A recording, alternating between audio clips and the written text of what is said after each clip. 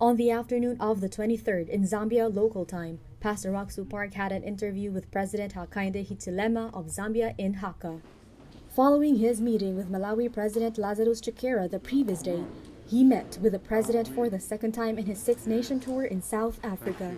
An able businessman, President Hichilema began his presidency in August last year and met with IYF Zambian officials at the Zambian Youth Day event on March 11 to show goodwill and interest with the recently completed Chilanga Youth Center and IYF activities.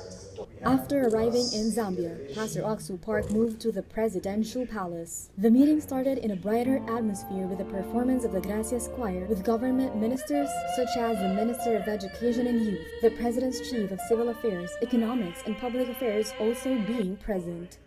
Pastor Park first explained how he came to find the way of remission of sins in the Bible and talked about the sin offering and the laying on of the hands in Leviticus and that they are all shadows of Jesus. In the meantime, he preached the gospel by listening to the gospel fellowship he had with the late Ghanaian president, John Atta Mills, in 2012 and Romans chapter 3 verse 23 and 24 that he read at that time.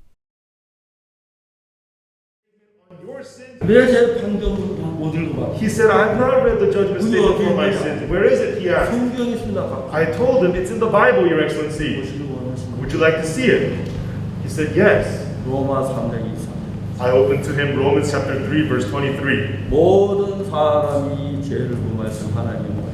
For all have sinned and come short of the glory of God. That's what I told him. You're a sinner. You have committed sins. In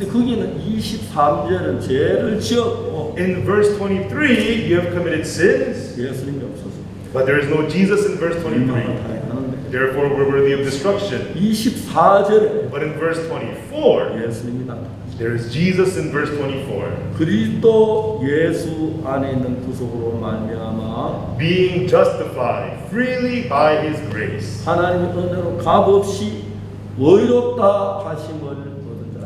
Being justified freely by His grace through the redemption that is in Christ Jesus.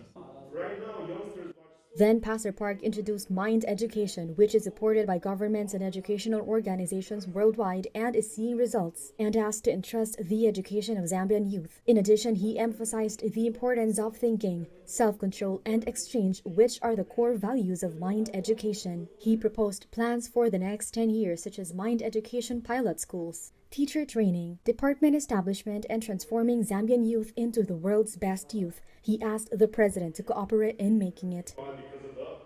Zambia has many wonderful conditions. So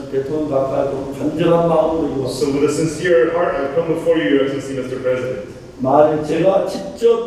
Of course, it's hard for me to be doing this myself. But if you could choose a minister or someone who can work shoulder to shoulder with us, then we want to start this mind education program here. So that we may educate the youth. And we want to build them into the best youths of the world. President Hichilema continued his reply by saying he was grateful for Pastor Ock-Soo Park's lecture. He said it is a very beneficial program.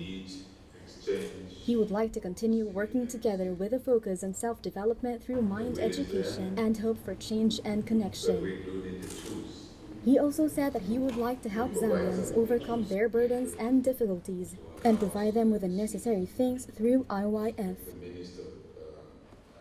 Otherwise, we encourage you to continue working with us, to help us gravitate our way through